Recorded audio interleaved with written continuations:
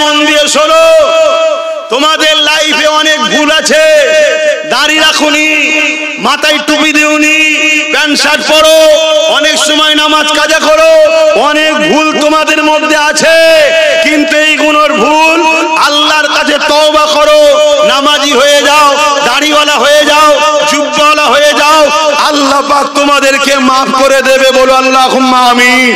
আমি জানতে চাই, এই জমিনের উপরে অনেক লোক ছিল যারা একটা সময় অন্যায় করেছে, আল্লাহ তাকে পরিবর্তন করে জগৎ বিখ্যাত আল্লাহর ওলি বানিয়ে দিয়েছে। জোরে বলুন সুবহানাল্লাহ।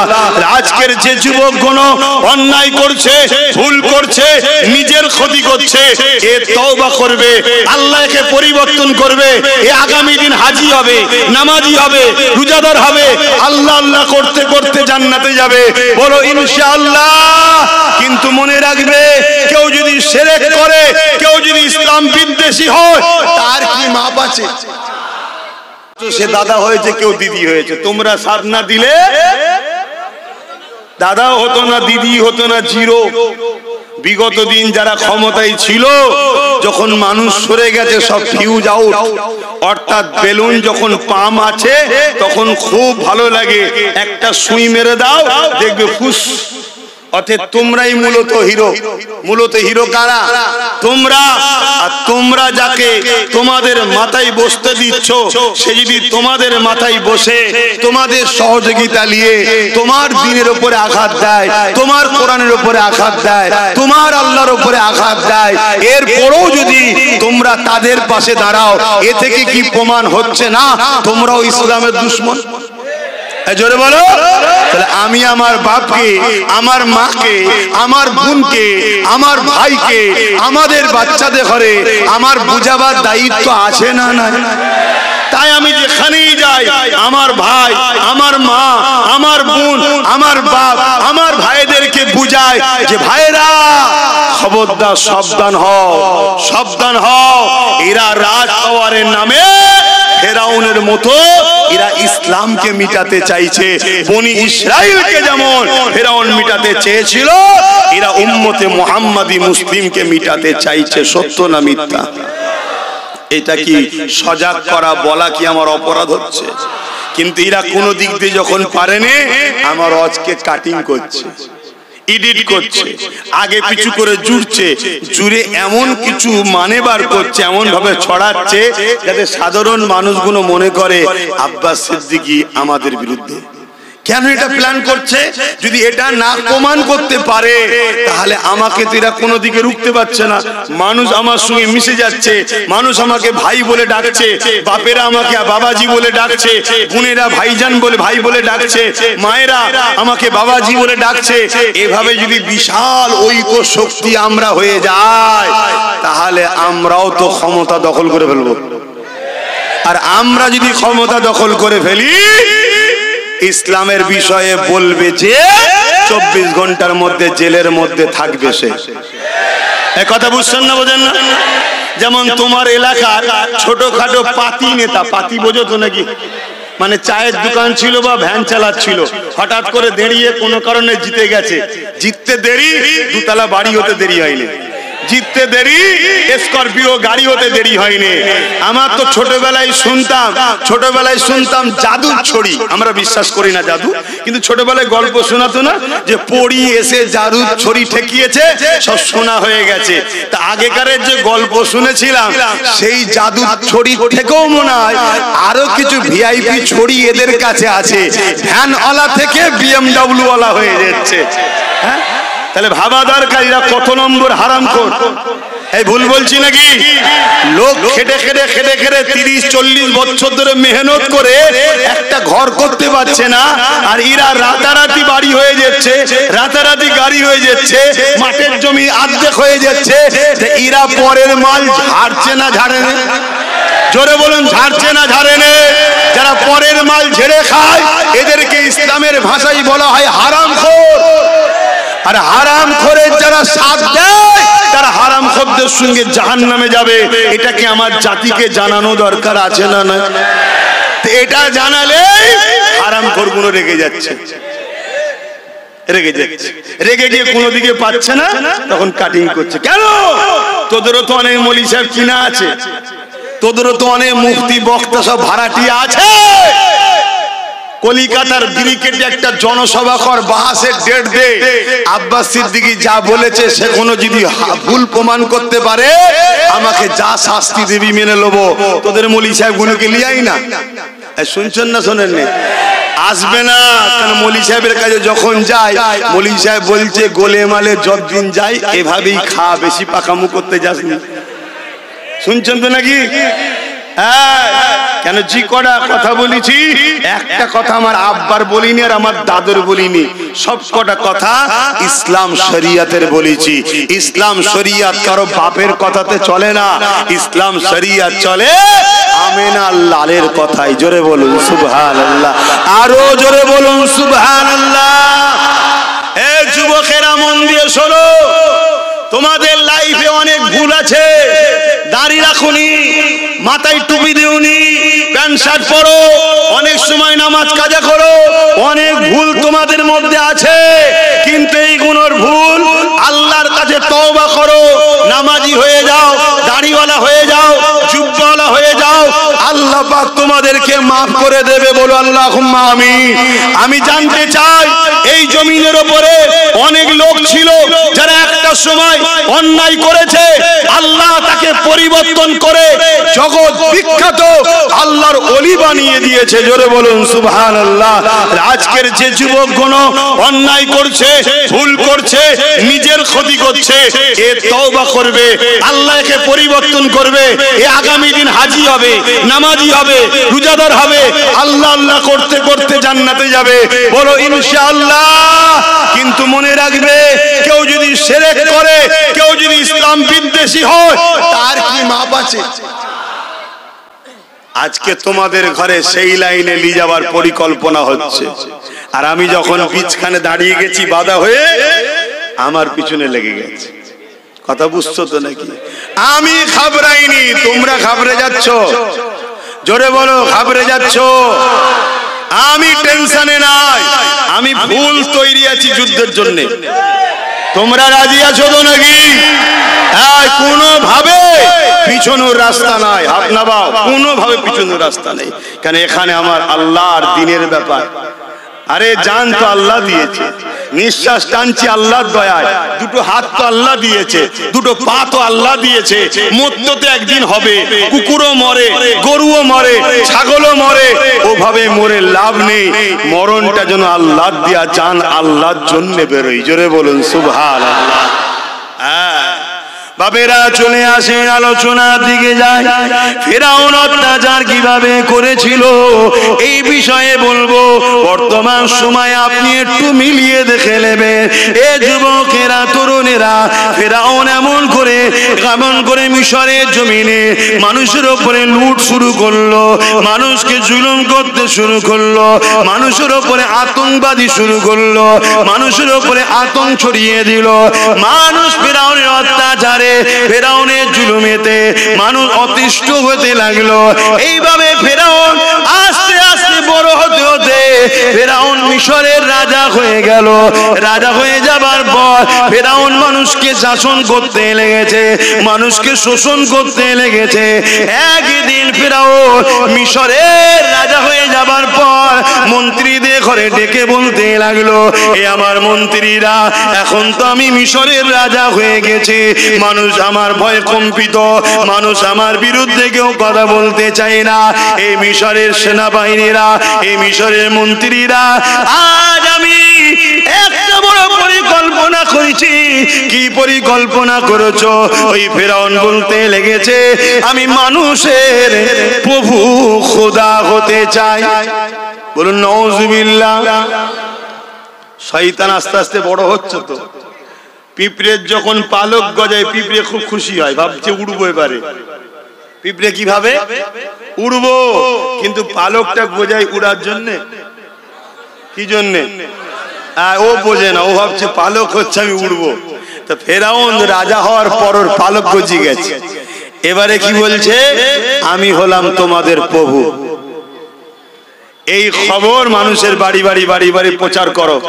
ছোট ছোট ফেরাউনের মূর্তি তৈরি করেছে, পাথরের কেটে কেটে সব নকশা করতে, তখনকার শিল্পী যারা ছিল তৈরি করে লোকের বাড়ি বাড়ি বাড়ি বাড়ি বাড়ি বাড়ি দিচ্ছে, যাও ফেরাউনের উপাসনা করো।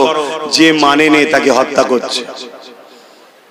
শুনছেন, মানুষ ভয়েতে অনেকে ফেরাউনকে মেনে নিচ্ছে, কিন্তু বনি ইসরাইল কওম মুসা আলাইহিস সালামের পাশে যারা দাঁড়িয়ে আছে তাদেরকে হত্যা করুক আর জুলুম করুক, তারা ফেরাউনকে খোদা বলে মানছে না। জোরে বলুন সুবহানাল্লাহ। ফেরাউন প্রশাসন দিয়ে, ফোর্স দিয়ে তার ক্ষমতা সর্বোচ্চ চেষ্টা করছে, আমাকে খোদা মানতেই হবে। শুনছেন, আজও আমাদের জুলুম যারা করছে, এরা জুলুমের প্রথম স্টপিসে আছে, এরা প্রথম স্টেজে আছে। এই জুলুমকে যদি এক্ষুনি কন্ট্রোল করা না যায়, এই জুলুমকে যদি এক্ষুনি রুখা না যায়, আগামী দিন এরাও দেখবেন আমাদের ঘরে ধর্মান্তরিত করে, আমাদের আল্লাহ ও রাসূল থেকে সরিয়ে এরা নিজেদের প্রভুত্ব আমাদের উপরে চাপাবে। কারণ এরাও ক্ষমতা জোরে মানুষের প্রভু হওয়া স্বপ্ন দেখছে না, দেখেনি। অলরেডি অনেকে বলে আমাদের খাবি, অন্যদের গুণ গাইবি, আমাদের রাস্তায় চলবি, অন্যদের গুণ গাইবি। এটা হলো ফেরাউনের প্রথম স্টেজ। তোর বাবা কালী নাকি আমাদের বলছিস? আমরা ট্যাক্স দিই, সেই ট্যাক্সের বিনিময়ে দেশ চলে। আমরা ট্যাক্স দিই, সেই ট্যাক্সের বিনিময়ে রাস্তাঘাট হয়। আমাদের ট্যাক্সে আমাদের না বলে, এই যে দেশের না বলে ব্যক্তির দিকে টানা, এটা কোনো একটা জায়গায় যেন ফেরাউনের খসলতের সঙ্গে মিলছে। কোরআন তার প্রমাণ দিচ্ছে। তা এটা কি আমার জাতিকে শোনানো দরকার আছে না নাই? এই কথা শুনিয়ে দিলে আমার উপরে পোঁছ তুলছে। যার কি ওয়াজ নেই, নামাজের কথা বলতে পারে না। শুনছেন তো নাকি? ও বদমাইশ, পরিকল্পনা চলছে না চলে নে? আরো কয়েকটা পরিকল্পনার কথা বলবো, ধৈর্য আছে তো? না গরমে কষ্ট হচ্ছে? ফেরাউনের বাড়ি কি বলছে 3-4 দিন ধরে ওয়াজ করে। কি বদমাইশ রে, কে এটা? 3-4 দিন ধরে ওয়াজ করবে? ঠিক আছে, তোমরা আমার ভাই হও, হাসি খুশিতেই থাকবো, কিন্তু বিয়াদবি নয়। বিয়াদব কপাল ফাটা হয়। মনে রাখবে, ভাই হই কিন্তু তোমার নবীর বংশের আওলাদ, এটা ভুলে গেলে হবে না। ভাই হই তোমার পীরের খুন, এটা মাথায় রাখতে হবে। বাবেরা, না জওয়ানেরা, তরুণেরা, ফেরাউনের ঘরে একজন কাজ করত, জিনার নাম হলো হযরতে মাসাত্তা। একটা মহিলার কথা বলছি শোনেন, কেন আজ আমাদের মা গুলো ভুলে যাচ্ছে, ইসলামের কথা ভুলে যাচ্ছে। আজ দুনিয়ার বুকে আমাদের মা গুলোকে বেশি করে টার্গেট করা হয়েছে। কেননা নারী হলো এমন একটা নিয়ামত জিনিস, ওই নারীর রেহেম যদি অপবিত্র হয়, ওই গর্ভে যে সন্তান হবে, ওই সন্তান কখনো দিনের পক্ষে কাজে লাগবে না। ওই সন্তান ইসলামের ঘরে জন্ম নিবার পরও ইসলাম বিদ্বেষী কাজে লাগবে। যেমন আমাদের সমাজে অনেক মুসলমানের ছেলেরা ইসলামের পক্ষে কথা বলে না, ইসলামের পক্ষে থাকে না, ইসলাম বিদ্বেষীদের সঙ্গে দল করে ইসলামকে মিটাবার চেষ্টা করছে না, করেনি?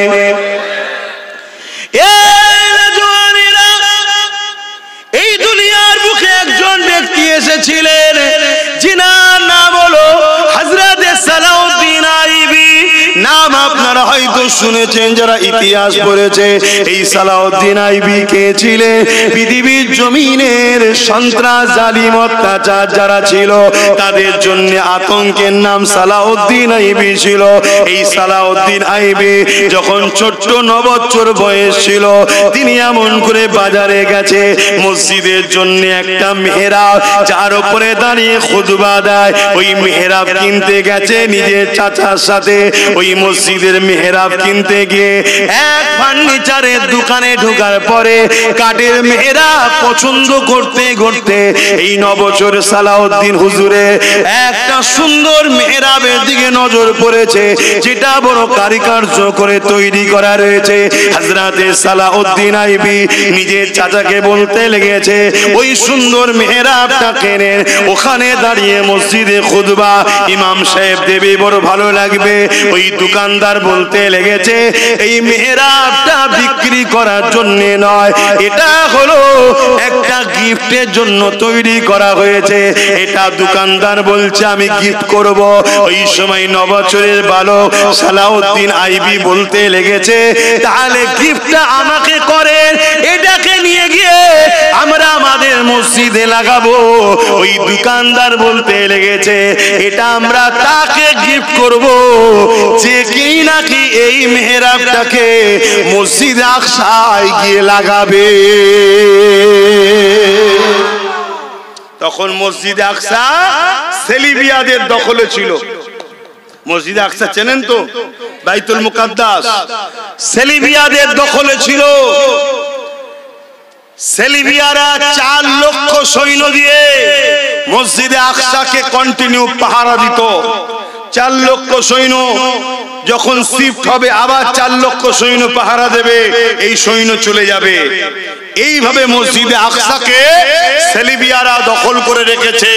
আর 9 বছরের বাচ্চা যখন শুনলো ওই মসজিদে এই মেহরাবটা যে লাগাবে তাকে আমি মেহরাবটা গিফট করব, এই 9 বছরের সালাউদ্দিন আইবি দোকানে দাঁড়িয়ে বলেছিল, যত্ন করে রাখেন, ইনশাআল্লাহ আমি সালাউদ্দিন এটা নিয়ে গিয়ে মসজিদে আকসাতেই লাগাবো। জোরে বলুন সুবহানাল্লাহ, আরো জোরে বলেন, আরো জোরে বলে।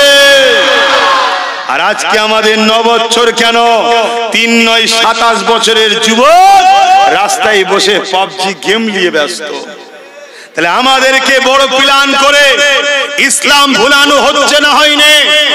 আমাদেরকে বড় প্ল্যান করে ইসলাম বিদ্বেষীরা গান দিয়েছে, ফাংশন ধরিয়েছে, যাত্রা ধরিয়েছে, সুদ ধরিয়েছে, ঘুষ ধরিয়েছে, খেলা মেলার মধ্যে জড়িয়ে আমাদেরকে ইসলাম বিদ্বেষীরা আল্লাহ ও রাসূল থেকে সরাবার পরিকল্পনা করছে। কেন? এরা জানে যদি উম্মতে মুহাম্মাদীকে আল্লাহ থেকে না সরানো যায়, নবী থেকে না সরানো যায়, এদের সঙ্গে আল্লাহ ও রাসূলের যদি মহব্বত থাকে, আবার যদি বদর হয় এরাই জিতবে, আবার যদি কারবালা হয় এরাই জিতবে, আবার যদি উহুদ হয় এরাই জিতবে, আবার যদি মঈনুদ্দিন আজমিরির মতো লড়াই হয় এরাই জিতবে, আবার যদি মসজিদ আকসার জন্য সালাউদ্দিনের প্রয়োজন হয় এদের বাড়ি থেকে সালাউদ্দিন বেরোবে। তাই এরা বড় পরিকল্পনা করে আমাদেরকে গানে, ফাংশনে, যাত্রায়, সুদে, মেলাতে, খেলাতে জড়িয়ে দিয়ে আল্লাহ ও রাসূল ভোলাবার পরিকল্পনা করছে।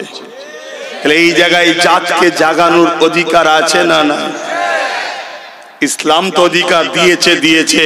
আমার দেশের সংবিধানের 25 নম্বর ধারাতেও আমার জন্য অধিকার আছে। শুনছেন?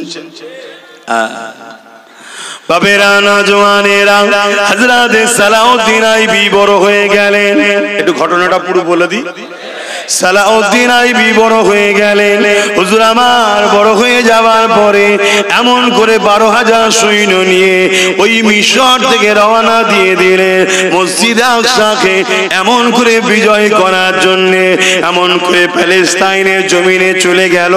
যাবার পরে কিছুটা দূর মসজিদ আকসা রয়েছে, এমন জায়গায় দাঁড়িয়ে দেখে হযরতে সালাউদ্দিন আইবি একটা গুপ্তচর পাঠালো, যাও খোঁজ নাও মসজিদে আকসাকে সেলিবিয়ারা কিভাবে রেখেছে। দেখো মসজিদ আকসার কাছে গুপ্তচর চলে গেল।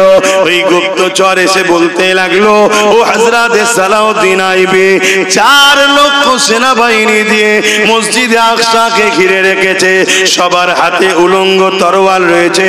তখন তরোয়ালের লড়াই হতো।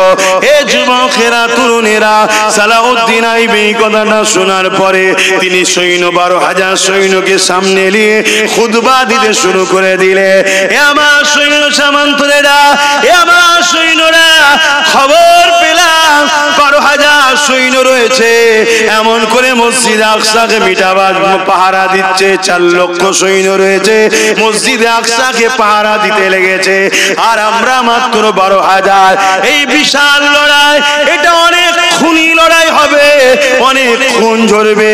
আমি সালাউদ্দিন তোমাদেরকে ইজাজত দিলাম, তোমরা তোমাদের ঘরে ফিরে যেতে পারো, আমার কোনো তোমাদের উপরে প্রেসার জোর থাকবে না। এই কথাটা যখনই সালাউদ্দিন আইবি বক্তব্য দিয়েছে, সঙ্গে সঙ্গে 12,000 সৈন্য হুঙ্কার দিয়ে উঠেছে, উঠে বলতে লেগেছে, আমাদের সিপাহসালার, আমাদের চিফ কমান্ডার ও হযরত সালাউদ্দিন আইবি, আমরা দুনিয়ার অন্য কারো সৈন্য নয়, আমরা সালাউদ্দিনের সৈন্য, যিনি তাহাজ্জুদ ছাড়া কোনোদিন ঘুমায় না, তাহাজ্জুদ পড়ে ঘুমায়, সেই সালাউদ্দিনের সৈন্য। আমরা 12,000 হতে পারি, পুরা 4 লক্ষ হতে পারে, আমরা কখনোই ওদেরকে ভয় করি না। 4 লক্ষর জায়গায় 40 লক্ষ যদি থাকে, পিছবার কোনো জায়গা নাই। আমরা নিজেদের জীবন দিয়ে হলো আল্লাহর ঘরকে জালিমদের হাত থেকে উদ্ধার করব। আরো জোরে বলুন সুবহান আল্লাহু আকবার, আল্লাহু আকবার। রেজাল্ট কি হয়েছে? রেজাল্ট কি হয়েছে এটা শর্ট করে একটু জেনে নেন। 12,000 সৈন্য নিয়ে সালাউদ্দিন আইবি রওনা দিলেন, বিশাল লড়াই শুরু হলো। এই 12,000-এর কাছে 4 লক্ষ সুসজ্জিত যোদ্ধা ছেলেবিয়েরা পরাজিত শুধু হয়েছে তাই নয়, জবানা জব্দ হয়ে পালাবার রাস্তা খুঁজে পাইনি। জোরে বলুন সুবহানাল্লাহ, আরো জোরে বলেন। এখন আমি জানতে চাইছি, সেদিনের লড়াই কি অস্ত্র জোরে জিতেছিল সালাউদ্দিন? সেদিনের লড়াইয়ে সালাউদ্দিন কি মানুষের সংখ্যায় জিতেছিল? শুনে রেখে দাও, আমরা কখনোই অস্ত্রের জোরে জিতিনি, মানুষের সংখ্যাতে জিতিনি, আমরা জিতেছি আল্লাহর রহমতে, নবীর প্রেম ও আদব ইমানের জোরে। এই আল্লাহর রহমত আমাদের উপর থেকে যাতে উঠে যায়, নবীর প্রেম ও আদব আমাদের দিল থেকে যাতে বেরিয়ে যায়। এই দুনিয়ার জলে, এই দুনিয়ার জমিনে একদল লোক চক্রান্ত করছে, যারা সামনে দেখাচ্ছে রাজনীতির দল, মূলত রাজনীতির বাহানায় আমাদেরকে ইসলাম বিরোধী কাজের সঙ্গে জড়িয়ে দিচ্ছে। তার একটা ছোট্ট নমুনা দেবো, ছোট্ট নমুনা দেবো। আমাদেরকে বলছে ধর্ম যার যার, জোরে বলো। এই কথা যদি কেউ দিল থেকে মেনে নেয়, সে আল্লাহ ও রসুল থেকে দূরে সরলো না থাকলো। কেন? ধর্ম যার উৎসবতা, ধর্ম যার উৎসবতা। কিন্তু আজ আমাদেরকে রাজনীতির নামে ডেকে নিয়ে গিয়ে কি স্লোগান দিয়াচ্ছে এরা, ধর্ম যার যার উৎসব সবার, বলছে এটা নাকি সেকুলার। আরে একে সেকুলার বলে নে, একে উম্মতে মুহাম্মাদীকে মুশরিক বানাবার জন্য একদল তাগুতি শক্তিদের পরিকল্পনা। কেন? ধর্ম যার যার উৎসব সবার, এই কথা যদি মুসলমান মেনে নেয়, সঙ্গে সঙ্গে ইসলাম থেকে বেরিয়ে কাফের হয়ে যাবে। বলো, এর বিরুদ্ধে কোন উলামারা লড়াই করছে? এর বিরুদ্ধে মুসলিম সমাজকে, জাতিকে জাগাবার জন্য উলামারা লড়াই করছে? করে। কিন্তু আব্বাস সিদ্দিকী যখন উলামা লড়াই করছে, আব্বাস সিদ্দিকী যখন জাতিকে বুঝাচ্ছে, এ জাতি এরা রাজনীতির নামে তোদেরকে তো চাকরি কেড়েছে, রাজনীতির নামে তোদের রুজি রুটি কেড়েছে, রাজনীতির নামে তোদের অধিকার কেড়েছে, রাজনীতির নামে তোদেরকে এখন নাগরিকত্ব কেড়ে নেবার প্ল্যানিরা করছে, রাজনীতির নামে তোর শরীয়তের উপর আঘাত করেছে, রাজনীতির নামে তোর মসজিদ মাদ্রাসা ভাঙছে, রাজনীতির নামে এরা তোর আল্লাহ আল্লাহ রসুলের বিরুদ্ধে কথা বলছে, রাজনীতির নামে এরা তোদেরকে মুশরিক বানাবার প্ল্যান করছে না করেনি? এই জোরে বলে। ইসলাম শরিয়ত কি বলছে? এদের হাত থেকে উম্মতকে বাঁচাবার জন্য কথা বলা দরকার আছে না? না,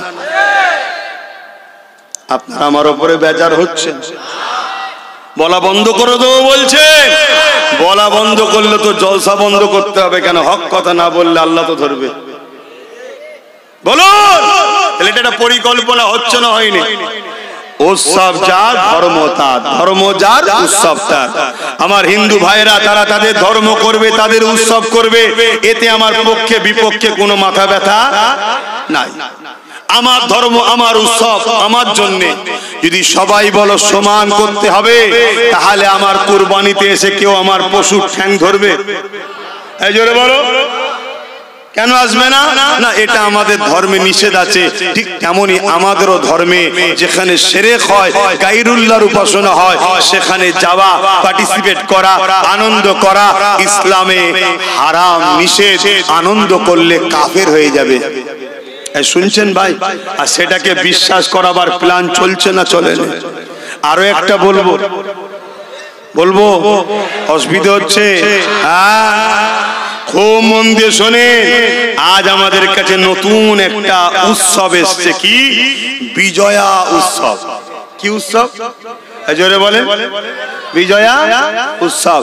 বিজয়া উৎসবটা কাদের, কি উপলক্ষ করে হচ্ছে এটা? বলুন বলুন। এটা কি ইসলামের? মানুষের যাওয়া যাবে, কিন্তু রাজনীতির নামে এটা করছে না, করে না? তাহলে আপনি দেখাচ্ছেন রাজনীতির দল, চলে আসো, নিয়ে গিয়ে আমার কওমকে সেখানে মুশরিক কাফের বানানো চলছে। এর প্রতিরোধ করা দরকার। একজন উলামা হিসাবে দায়িত্ব আছে না নাই? পাশাপাশি দুনিয়াদারি করতে গেলে আমাদের ছেলেদের তো রাজনীতি করতে হবে। তার জন্য আমি আব্বাস সিদ্দিকী একটা ধর্মগুরু হিসাবে আমি ডাইরেক্ট ফিল্ডে কাজ করতে পারছি না বলে আমি এমন একটা দল করে দিয়েছি যেখানে কোনো ধর্মের পক্ষে বিপক্ষে কথা হবে না। যার ধর্ম তার কাছে তার উৎসব, তার কাছে মানুষের শিক্ষা, স্বাস্থ্য, কর্মসংস্থানের কাজ হবে। একটা দল করে দিয়ে তাদের হাতে দায়িত্ব দিয়ে দিয়েছি।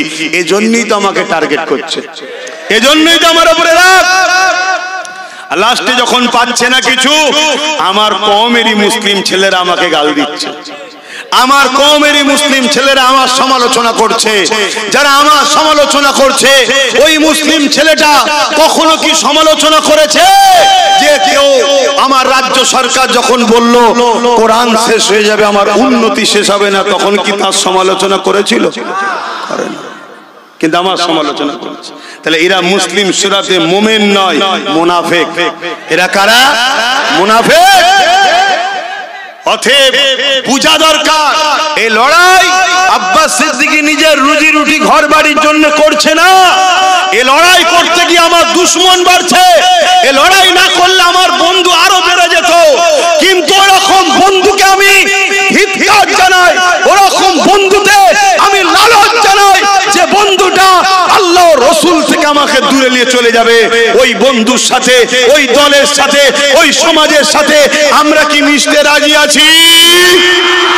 আমরা তো মিশবো হিন্দুদের সাথে, দলিতদের সাথে কারবার করব, আদিবাসীর সাথে, বাগদিদের সাথে, দলিতদের সাথে দেশ চালাবো, কারবার করব, ব্যবসা করব, বন্ধুত্ব করব, পড়াশোনা করব, সব করব। কিন্তু ততক্ষণ পর্যন্ত যতক্ষণ তুমি ধর্মের বিষয়ে কোনো রকম ডিস্টার্ব না করবে। মানুষ মানুষের সঙ্গে মিশবে, কারবার করবে, দুনিয়াবি প্রয়োজন একে অপরের সাথ দেবে, হেল্প করবে, চিকিৎসা ওর প্রয়োজন অর্থ দেবো। অমুসলিম তো কি হয়েছে, অর্থ দেবো। কথা শুনছেন না শোনেননি? কিন্তু যখনই দেখবো ও বাবা তুমি ব্যবসার নামে, বন্ধুত্বের নামে আর রাজনীতির নামে আমার ইসলাম আল্লাহ রসুলের বিরোধী করবে, আর সাথ দিয়ে আমাদের জন্য চলবে। বাবেরা, নওজওয়ান তরুণেরা মন দিয়ে শুনে রেখে দেন, আমি যে কথা বলতে যাচ্ছিলাম, আরে কত কষ্ট করে ইসলামটা পৃথিবীর জমিনে এসেছে। এ নওজওয়ানেরা, আমার নবী দ্বীনের জন্য কত মার খেয়েছে, আল্লাহ নবীর উপরে কত জুলুম হয়েছে, আল্লাহ নবীর উপরে কত অত্যাচার হয়েছে। ইনসাফ প্রতিষ্ঠিত করার জন্য, ন্যায় প্রতিষ্ঠিত করার জন্য, নারীদের পক্ষে কথা বলার জন্য আল্লাহ নবীর উপরে কত জুলুম হয়েছে। আমি যে কথা প্রথম বলতে গিয়ে রয়ে গেলাম, আল্লাহ নবী যখন মক্কার মুশরিক জালিমদেরকে বলল তোমরা নারীগুলোকে জ্যান্ত পুঁতে দিও না গো, মহান স্রষ্টা জানিয়েছে যার ঘরে কন্যা সন্তান হয় এর জন্য তাকে জান্নাতের সুসংবাদ দেওয়া হয়। শুধু এটা নয়, আল্লাহ নবী আরো জানিয়ে দিলেন একটা, দুটো, তিনটে কারো ঘরে যদি পর পর 3টে কন্যা সন্তান হয়, আমি রাসূলুল্লাহ জানিয়ে দিই ওই 3 কন্যা সন্তান আয় আব্বা ওই সন্তানগুলোকে লালন পালন করে তার বিবাহ দিয়ে দেয়। তাকে পূজা যদি না মনে করে, অবজ্ঞা না করে, আল্লাহ দিয়া নিয়ামত মনে করে ভালোবেসে ওই নারীদের দেখাশোনা করে শিক্ষা দিয়ে তার লালন পালন করে বিবাহ যদি দিয়ে দিতে পারে, আল্লাহ নবী জানিয়ে দিলে ওই 3 কন্যার বাবা আর আমি রাসূলুল্লাহ এ যুবক আমার দিকে দেখো, এই যে দুটো আগুল পাশাপাশি রয়েছে, আল্লাহ নবী এইভাবে আগুল দেখিয়ে বলেছে যেমন দুটো আগুল পাশাপাশি রয়েছে আল্লাহর জান্নাতে ওই 3 কন্যার আব্বা আর আমি রাসূলুল্লাহ একসাথে জান্নাতে থাকবো।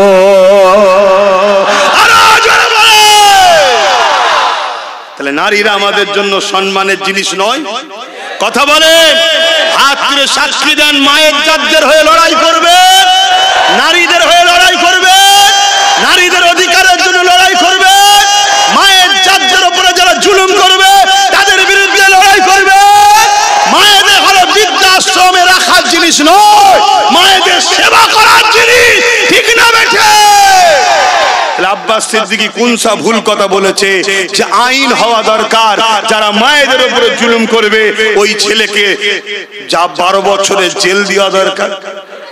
এই কথা বলা কি ভুল করেছি? এই জোরে বলে। কিন্তু হুজুর ফু দিলে জেল হয়ে যাবে? এই হুজুর আইন করতে পারে? আইন করতে গেলে আইন সবাই লোক দরকার আছে না নাই? তাই আমি ঢুকতে পারছি না, আমি না হয় ফু দিচ্ছি, আমি নাই বুঝাচ্ছি। আমার ভাই নওশাদকে আইন সবাই ঢুকিয়েছি না ঢুকাইনি? তো একা কি লড়াই করতে পারবে? কিন্তু প্রথমে একটাই তো হয়, তারপরে বাড়ে না কমে। জোরে বলে। আপনারা বলুন, মায়েদের বাপেদের সম্মান পাক এটা যদি চান, তাহলে আমার যে মিশন, এই মিশনে আপনাদের সাথ দেওয়া দরকার আছে না নাই? জোরে বলুন, আছে না নাই? আপনারা তাহলে ওর সাথ দেওয়া দরকার আছে না না?